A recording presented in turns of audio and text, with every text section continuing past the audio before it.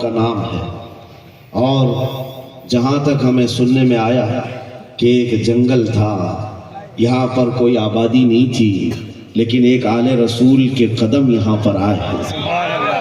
غوث پاک کا صاحبزادہ یہاں آرام کر رہا ہے، لیکن اس کی خدمت کے لیے بھی جس کو چنا گیا وہ بھی آل غوث ہے، وہ بھی آل رسول ہے۔ ایک بات میں آپ کو بتاتا ہوں، بہت سارے لوگوں کو ایسا لگتا ہے، مجھے اسٹیج پر چڑھتے ہوئے دیکھتے ہیں، اترتے ہوئے دیکھتے ہیں، بس اتنا ہی ظاہر بہتوں کو یوٹیوب پہ دکھتا ہے تو بڑا آسان لگتا ہے کہ یہاں اسٹیج پہ چڑھتے ہیں بڑی عزتوں کے ساتھ، اترتے بھی ہیں بڑی عزتوں کے ساتھ، لیکن اس منبر پر آنے تک کے لیے جو ہمارا سفر ہوتا ہے وہ کوئی نہیں جانتا۔ کبھی کبھار 25 گھنٹے، کبھی کبھار 36 گھنٹے کا سفر۔ میں یہ مثال اس لیے دے رہا ہوں، اس سجے ہوئے سنورے ہوئے ماحول کو دیکھ کر کچھ لوگوں کے دماغ میں یہ بات آتی ہے، حضرت رئیس اشرف صاحب کو پکا پکایا ہوا حلوہ مل گیا، یہ جنگل کو منگل بنانے میں کئی سال بیت گئے، ہزاروں سال نرگس اپنی بے نوری پہ روتی رہی، بڑی مشکل سے ہوتا ہے چمن میں دیداور پیدا۔ آج بدگمانی کرنے والوں کی ایک الگ قطار ہے، ان لوگوں کو ایسا لگتا ہے کہ ماحول جم گیا ہے اور ان کو پکا پکایا ہوا ملا ہے۔ ارے نادانو، سفر کرو تمہیں پتا چلے گا 40 سال کا سفر کیا ہوتا ہے۔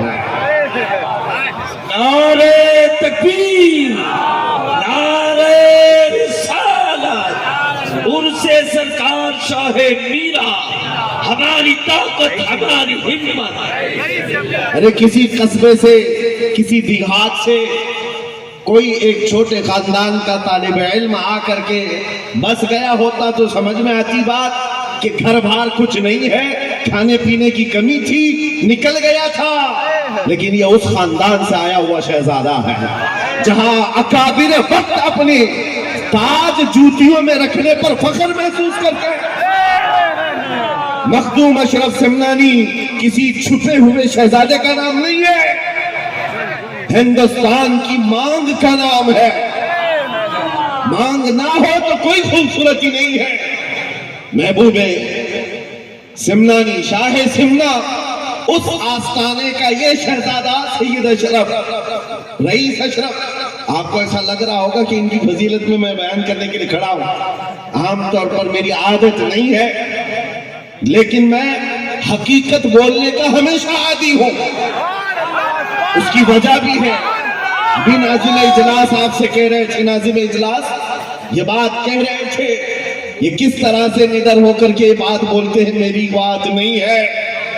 آپ ممبئی چل کر کے دیکھیں، یہ معین المشائخ جس وقت چاہے، جس معاملے پر چاہے کھل کر کے بولتے ہیں، یا اگر میں بولتا ہوں بات سے بیتنی ہے میرے عزیزوں، حق بولنے کے لیے خون صاف ہونا چاہیے اور ماں باپ اچھے ہونا چاہیے۔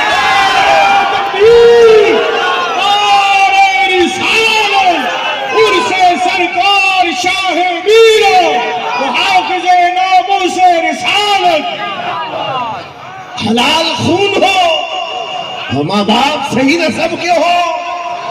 حق بولنے میں ڈر کس بات کا ہے، خوف کس بات کا ہے؟ میں بات اس لیے کہہ رہا ہوں، کوئی اگر کسی دیہات سے، کسی جگہ سے نکل کر کے آیا ہوا ہوتا، حالات کا مارا ہوا ہوتا، اور آ کر کے کسی جنگل میں کوئی گھر بنانے کی کوشش کر رہا ہوتا تو تم یہ کہتے بنگلہ دیش سے آیا ہے بیچارہ، برما سے آیا ہوا ہے بیچارہ۔ یہ اس آستانے سے آیا ہے جہاں وقت کے بادشاہ بھی اپنی نسبت پر فخر کرتے ہیں۔ شاہ سمنا کا سید رئیس اشرف کو کیا کمی تھی؟ کیا ماں باپ کمزور تھے؟ کیا خاندان کمزور تھا؟ کیا ان کے پاس نسب کی کمی تھی یا دولت کی کمی تھی؟ کچھ نہ ہو کر کے اگر سب چھوڑ کر ایک جنگل میں آ کر آباد ہوتا ہے، یہ آل رسول کی شان ہے، یہ آل رسول کی شان ہے، اس لیے میں آپ کو بلا مبالغہ یہ بات کہہ رہا ہوں۔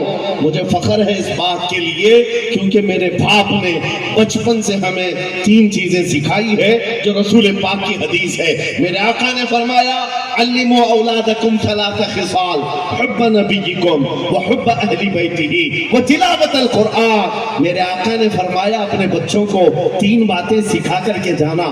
نمبر 1 اپنے نبی کی محبت سکھاؤ، نمبر 2 نبی کی اہل بیت کی محبت سکھاؤ، اور نمبر 3 قرآن پاک سکھا کر جاؤ۔ ہمیں بچپن سے ہمارے ماں باپ نے یہ تعلیم دی ہے، اسی لیے آپ اس چیز کو محسوس کریں۔ میرے لیے جو سرمایہ آخرت ہے جس کو میں سمجھتا ہوں یہی وہ منبر ہے جہاں میرے ادھر بھی ادھر بھی وہ سادات بیٹھے ہوتے ہیں جو کرنٹ سے زیادہ مجھے پاور دیا کرتے ہیں۔ آج آپ کو کیا لگتا ہے میرے بازوؤں میں جو طاقت نظر آتی ہے ایک ہی وجہ ہے، میرے باپ نے اہل بیت کے قدموں میں بیٹھنا سکھایا ہے، ان کا احترام سکھایا ہے، اور مجھے اس بات پر ناز ہے ہزاروں کوششیں کر لی دنیا نے مجھے جھکانے کی، مجھے جھکنے نہیں دیتا حرم زہرا کے بچوں۔ تکبیر تکبیر، نعرہ رسالت، نعرہ حیدری، علامہ مفتی سلمان آثاری، علامہ مفتی سلمان آثاری اور سے سرکار شاہ میرا، لبیک لبیک لبیک یا رسول اللہ، لبیک یا رسول اللہ، لبیک لبیک لبیک یا رسول اللہ۔ میں ان چیٹروں سے کہنا چاہتا ہوں جو اپنے جماعت میں بیٹھ کر غداری کرتے ہو، اگر تمہیں اہل بیت کے چہروں پر بھی نفاق ہے، ان کی محبت میں تمہارے اندر بغض ہے، تو پھر اپنی آخرت کا سوچو، اپنی آخرت کا سوچو، کس کے پاس جاؤ گے، کس کے پاس جاؤ گے؟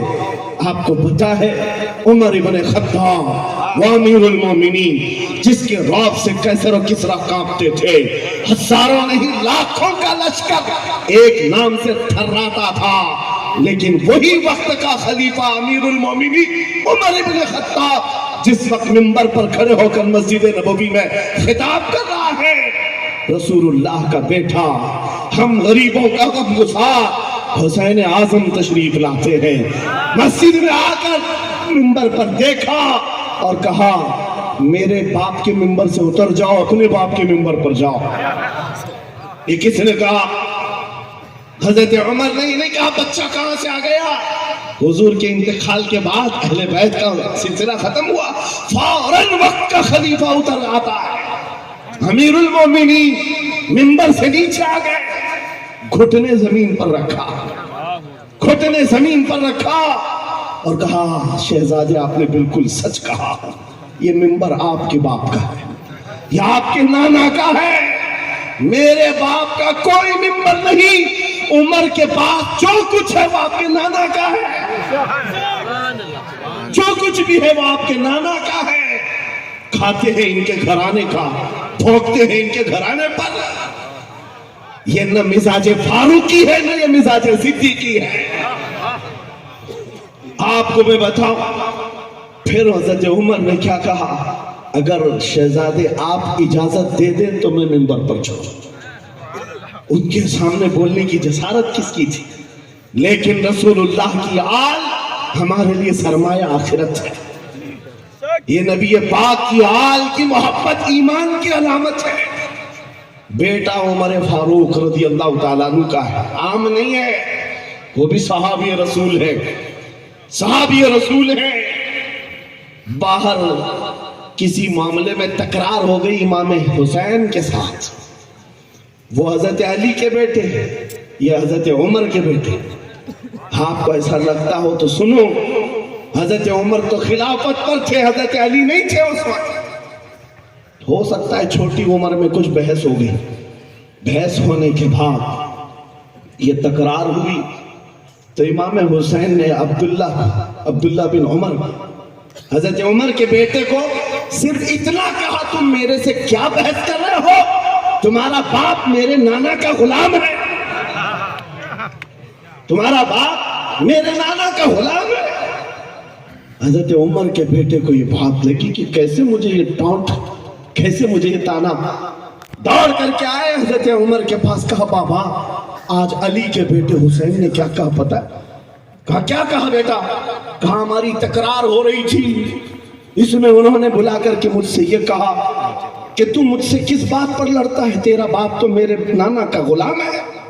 حضرت عمر نے کہا ایسا کہا انہوں نے, ایسا کہا؟ کہا سچ کہہ رہا ہوں بابا ایسا ہی کہا. کہا بلا لا حسین, بلا لا. طلب کیا گیا, امام حسین کو بلایا. بیٹا حضرت عمر کا, ہو سکتا ہے اس وقت ان کو یہ خیال ہو کہ شاید زجر و توبیخ ہو جائے, ڈانٹ ڈپٹ ہو جائے. حضرت عمر آتے ہیں, کہتے ہیں اے حسین ابن علی, یہ میرا بیٹا جو کہہ رہا ہے کیا یہ بات سچ ہے؟ کیا آپ نے اس کو ایسا کہا کہ تیرا باپ میرے نانا کا غلام ہے؟ امام حسین نے کہا ہاں سچ بولتا ہوں. ہاں میں نے کہا. کہا کہہ کے بتاؤ کیسے کہا, کہہ کے بتاؤ کیسے کہا؟ کہا میں نے ان سے کہا تیرا باپ میرے نانا کا غلام. حضرت عمر نے کہا اور ایک بار کہو. پھر کہا اور ایک بار کہو. اس کے بعد عمر ابن خطاب کی آنکھوں سے آنسو نکلے. کہا اپنے بیٹے کو کیا بہترین تکرار کر کے آیا ہے کہ حسین یہاں گواہی دے رہے ہیں, کل قیامت کے دن یہ اتنا کہہ دے میری زندگی وصول ہے.